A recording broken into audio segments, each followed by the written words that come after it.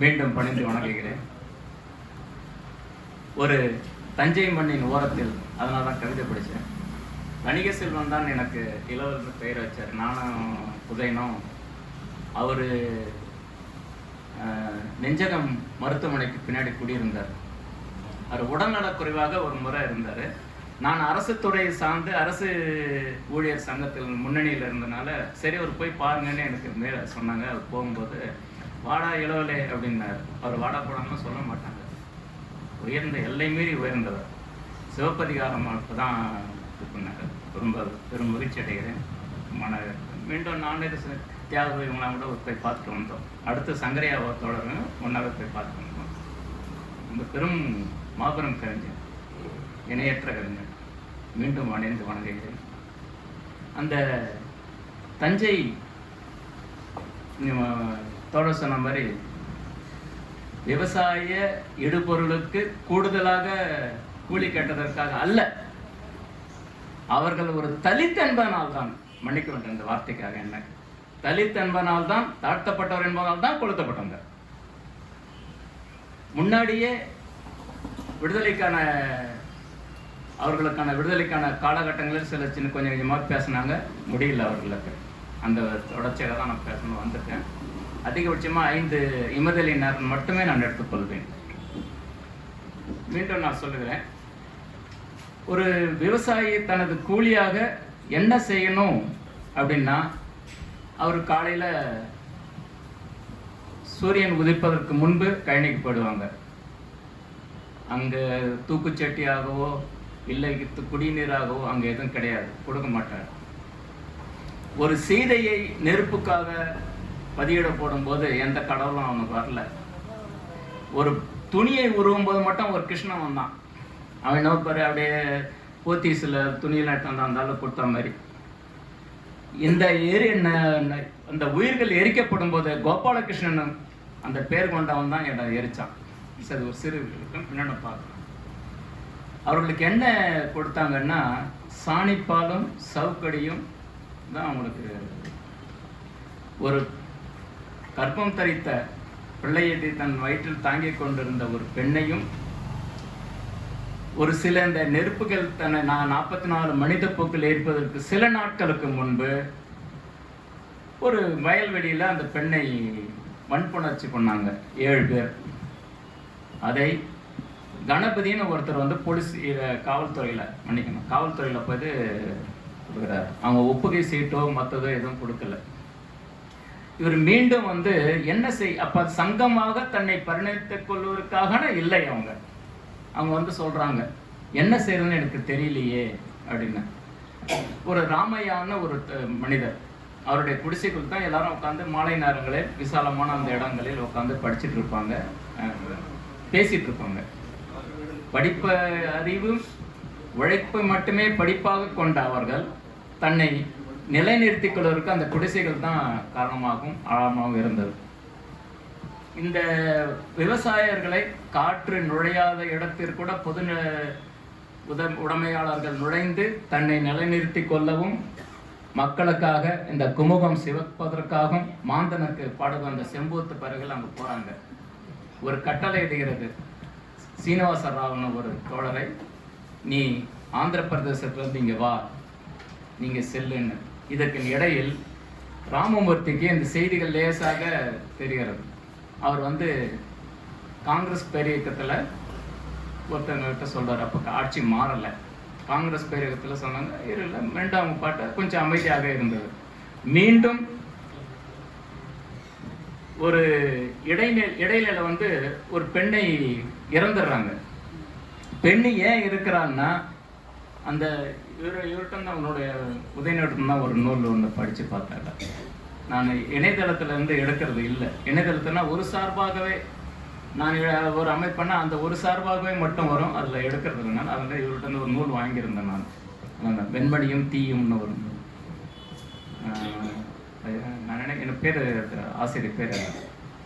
அந்த பெண் இறக்கப்படும் போது என்னன்னா, அவரோட கைகள் வெட்டப்பட்டிருக்கு. ஆனால் இன்னொரு கையில் ஒரு கதராடை, அந்த வேட்டியினுடைய நூல் இருக்கு. அந்த வேட்டின் முன்னாடிலாம் சலவை வீட்டுக்கு வந்து எடுத்துட்டு ஒரு குறி போடுவான் சலவையில். இந்த பக்கம் யாருது, இது உதயந்து, இது வந்து கந்தந்து, இது வந்து மணிமாறந்துன்னு ஒரு குறிப்பிட்ட நாங்கள் எல்லாரும் ஒன்றா வச்சுட்டு அந்த வேதவசரோட கொண்டு வந்து பிரித்து கொடுப்பாங்க. அந்த குறியீடு வந்து கோபாலகிருஷ்ணன் நாயுடுனும் இன்னொரு ஒரு முசல்மானுடைய இதுவும் அங்கே இருக்குது. மீண்டும் இடதுசாரி அமைப்பை சார்ந்தவர்கள் அங்கே சங்கம் சேர முடியாமல் இருந்து கொஞ்சம் மறைமுகமாக இருந்துட்டு இருக்காங்க. அதனுடைய அடிப்படையில் தான் நிமிர்ந்து நெல்லு அப்படின்னு சீனிவாசராவ் மீண்டும் அந்த பகுதிகளில் போகிறாரு. தன்னை மாறுபார்வை நிறுத்திட்டு நடத்துகிறார். ஏண்டின்னா ஏண்டான்னு கேளு, அவன் அடித்தான்னா திருப்படி அப்படின்னு முதல் முறையாக இப்போ தெரியுமா சொல்கிறாரு. அன்றைக்கி இடதுசாரி அமைப்புகள் சொன்னாங்க. இதை என்ன செய்கிறதுன்னு ஒன்றும் தெரியல. சாதி ஒழித்தல் ஒன்று நம்ம சொல்லிட்டோம். ஆனால் சாதியையும் லஞ்சத்தையும் கொசுமையும் ஒழிக்கவே முடியாது. ஒழிக்கணும், ஒழிக்க முடியல, முயல்றோம் நம்ம, அவ்வளோதான். இந்த இடத்துல இந்த என்னன்னா இவர்கள் எல்லோரும் சங்கம் சேர்ந்து விவசாயிகளுடைய சங்கம்னு கொடுத்து கொடி ஏற்றுறாங்க, செங்கொடி ஏற்றுறாங்க. செங்கொடியில் இருக்கும்போது இவங்களுக்கு சும்மா இருக்குமானா மேலாண்மை மிக்க சாதி வெறிகள் எல்லா சாதிகாரும் நாங்கள் ஒன்றா சேர்ந்துடுறோம். முஸ்லீம், நாயுடு, ஒரு பாப்பர பையன் எல்லாம் சேர்ந்துடுறோம். இருந்துட்டு இவர்களை இப்படின்னா அடக்கி ஆளணும் அப்படின்னு மீண்டும் வன்முறையுடன் பார்த்துக்கிறேன் ஒரு நிமிஷம்.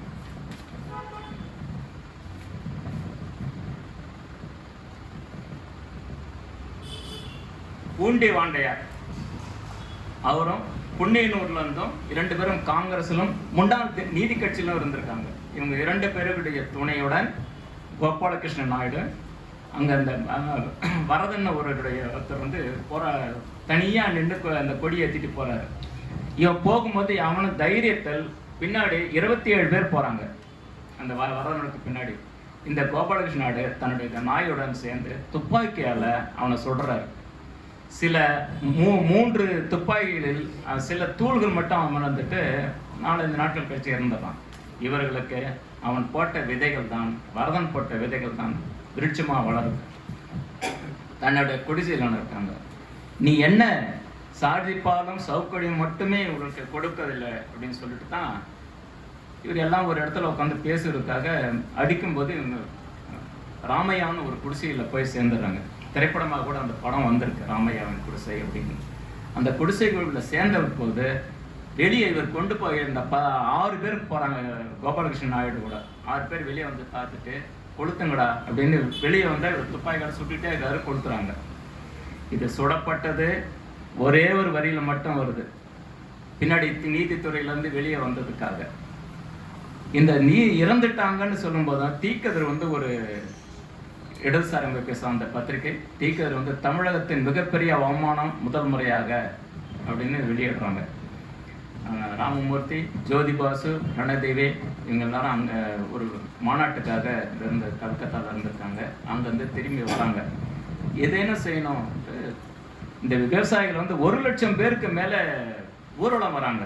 தஞ்சையினுடைய துவக்கத்திலிருந்து வடபாதிமங்கலம் வரைக்கும் போகிறாங்க.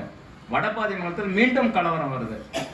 ராமமூர்த்தி அண்ணாவிட்ட சொல்கிறாரு, அண்ணா இது மாதிரி இருக்குன்னு நான் பார்ப்போம் அப்படின்னு. தவிர்க்க மாதிரியே இருக்கு.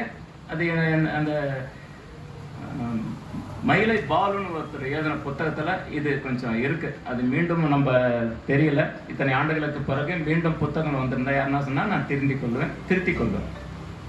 இந்த அந்த வந்து 1 லட்சம் பேரை தடுத்து நிறுத்துறாங்க. நிறுத்தப்படும் போது மீண்டும் மீண்டும் இன்ன வரைக்கும் கலவரங்கள் தொடர்ந்து வந்துட்டு தான் இருக்கு. அந்த தீயில எப்படி பேருன்னா 20 பெண்கள் சும்மா திரும்பி பார்த்தோம்னா பால் வந்து திரும்பி பார்த்தா பொங்கிடும், தொட்டா போயிடும். 20 பெண்கள், 19 குழந்தைகள், ஆண்கள் எல்லாரும். அந்த ஒரு குழந்தை தன்னுடைய தாயோட மார்பிலே பால் குடிச்சிட்டு இருக்காங்க. அந்த முளையிலிருந்து பால் கசிந்து அந்த இருளோடு இறந்துருக்காங்க. இறந்து வந்து இன்னொரு பெண் தன்னுடைய வயிற்றில் இருந்த கர்ப்பம் தரித்த அந்த குழந்தையை தூக்கி வெளியே போடுறான். வெளியே போடும்போது கோபாலகிருஷ்ணாவை காலால் எட்டி உதைச்சு திரும்பி அவனுடைய ஆள் வந்து தூக்கி உள்ள நெருப்பில் போடுறாரு. நாங்கள் வெண்மனுடைய அந்த நினைவு சவுந்தரராஜன், சிஐடியோட சவுந்தரராஜன் முன்முயற்சியால் கொஞ்சம் நடந்துக்கும்போது நாங்கள் போய் பார்க்கும்போது அந்த படமும் அந்த இதுவும் ராமையான் குடிசையின் வாரிசுக்கிட்ட நாங்கள் அங்கே போய் அவரை வணங்கிட்டு வந்தோம்.